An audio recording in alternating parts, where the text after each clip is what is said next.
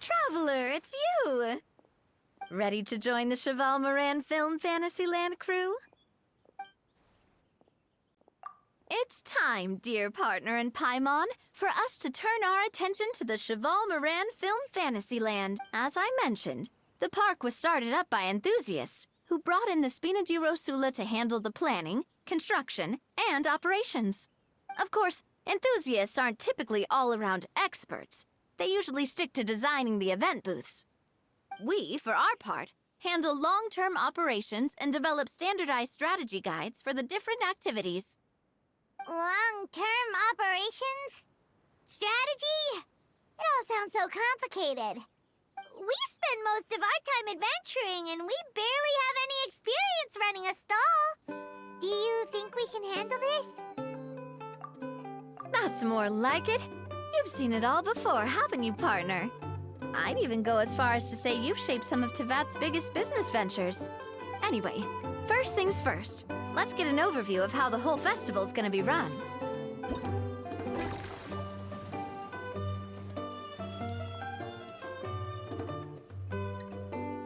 The Spina's only been able to hire a limited number of craftsmen.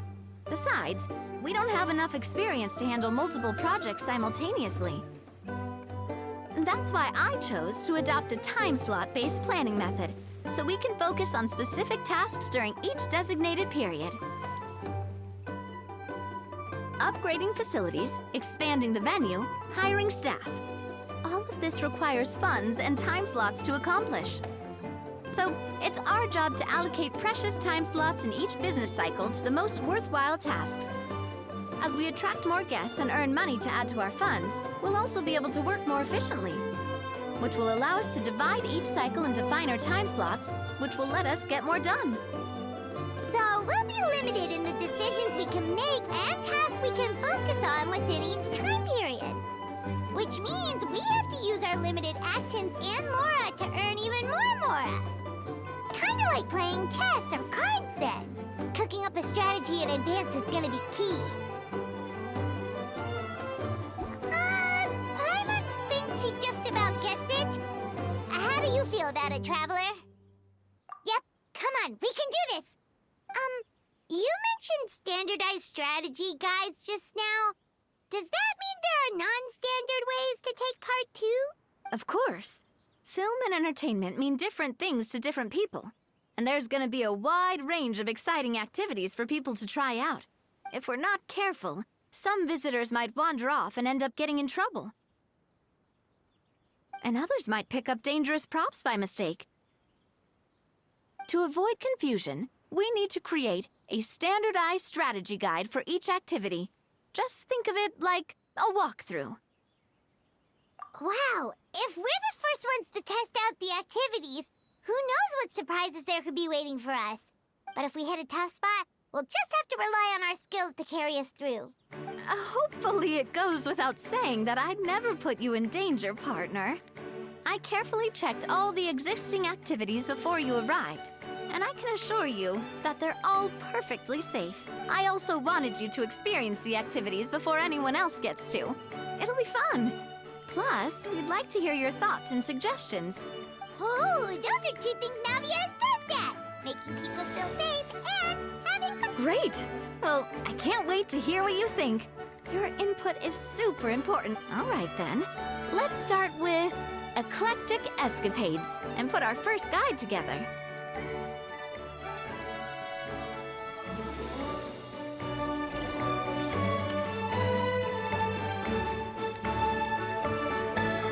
All right then. Time to try out Eclectic Escapades. I'll leave the strategy guide to you guys.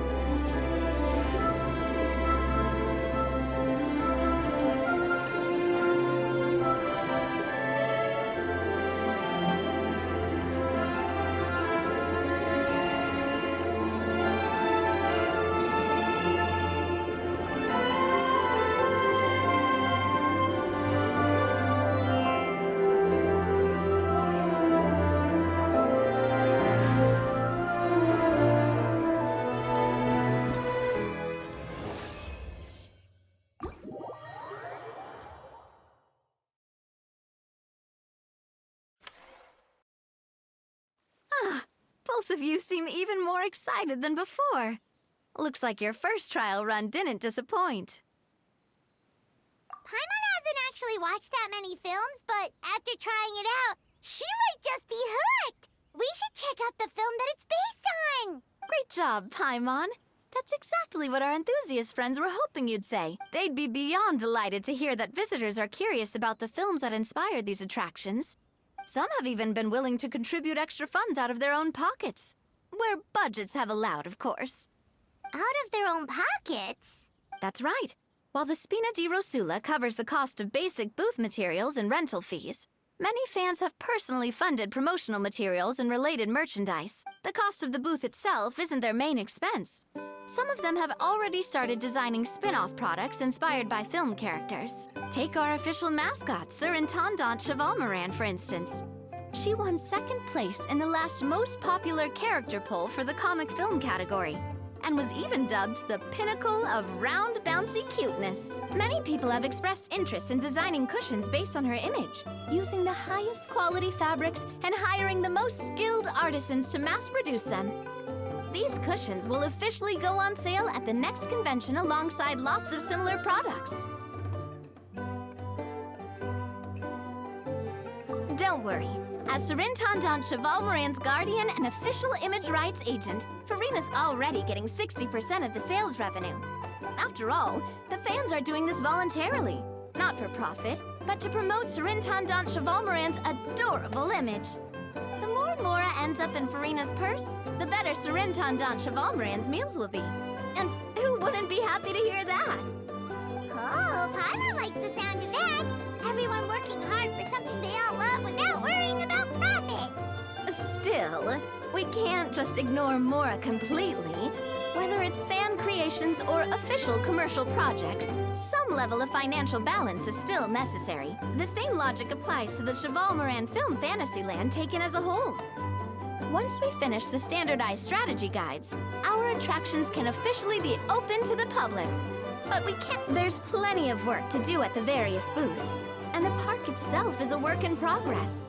We'll need to assign dedicated employees to maintain and manage each attraction. There's a recruitment section on the park's bulletin board. We've received many applications, and each candidate has their strengths. Our job is to match the best candidates to each attraction based on their overall performance. Once assigned, the staff will keep the attractions running, ensuring a continuous revenue stream. Wait, so we've suddenly gone from being playtesters to heads of human resources? That's definitely a first for us. Just don't hold everyone up to your own standards, okay? You can't expect everyone...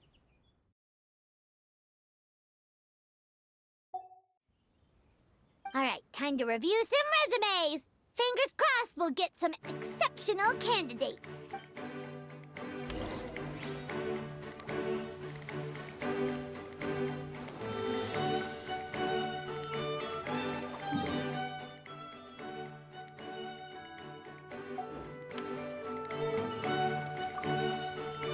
when reviewing resumes, pay attention to each applicant's area of expertise.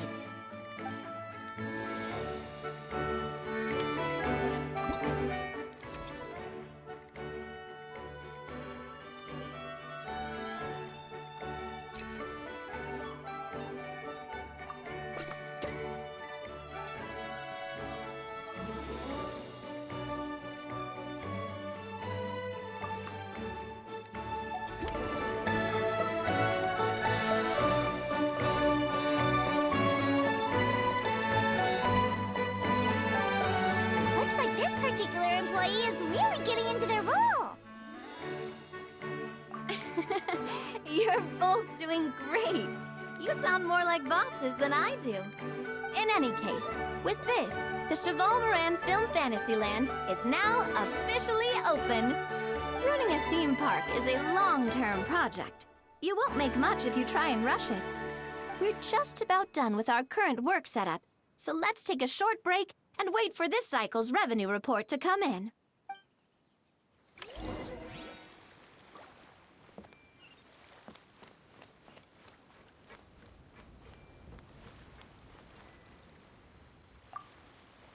Well, this cycle of operations sure got us off to a good start. On to the next one.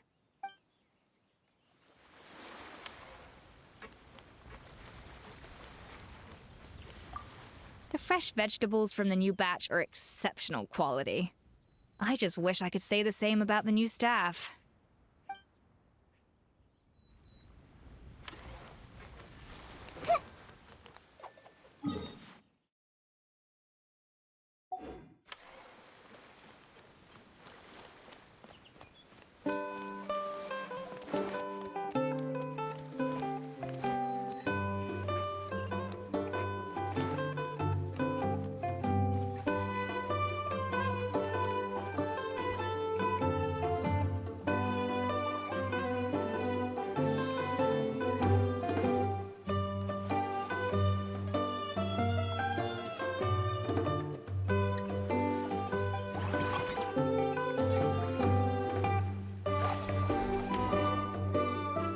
Well, the numbers might not look that impressive, but given that we're just getting the ball rolling, I'd say that wasn't a bad start.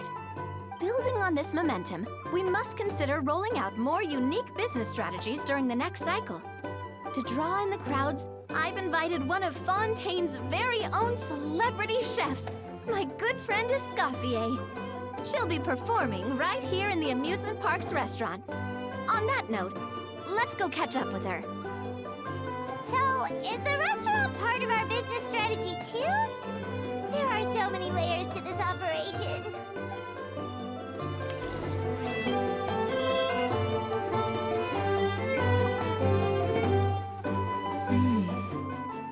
The restaurant is up to standard, and the waterside location will make for a unique dining experience. The beautiful scenic reflections in the water create a stunning backdrop, lifting diners' spirits and allowing them to truly savor their meals. Ingredients, check. Cooking utensils, check. Looks like we're ready to rumble. Hey there, Escoffier. Oh, my employers are here. The president of the Spina di Rosula, plus the famous traveler and Paimon. I must say, you seem a bit overqualified to be running a film-themed amusement park. I'd say that if anyone here was overqualified, it would be the former head chef of the Hotel de Boer. Wherever you walk, the aroma of fine cuisine follows in your wake. Let's get back to business. I'm guessing you want the traveler to help me decide the theme dish for each cycle, right? This is the business strategy I mentioned earlier. Using Escoffier's top-tier dishes to attract more visitors to the park. But this isn't just about attracting visitors. Her culinary masterpieces will surely have other surprising effects.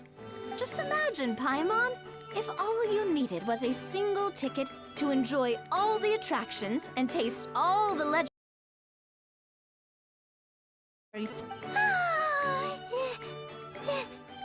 Then Paimon come every single day. Now, here's the twist. To get the most out of this strategy, the menu can't be made public. Based on research by a certain food branding consultant, many restaurants have started offering a special chef surprise dish. So give me some inspiration every few business cycles, and I'll decide on our next theme dish. Now then, give me your hand.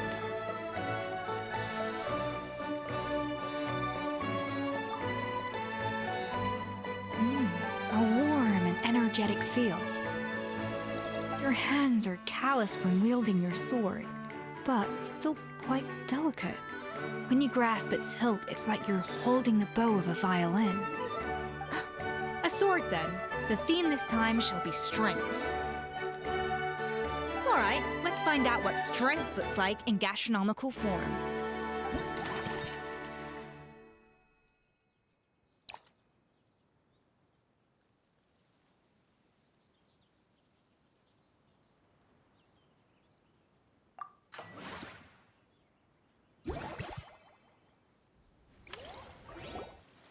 I've refined the sauce for these barbecue ribs. It's a richer flavor than the classic version, but not at all greasy. The mint extract in the seasoning leaves a refreshing aftertaste, perfect for indulging yourself after a fun-filled day. But if you ask me, I'd say the artisans need these more than the guests. The artisans?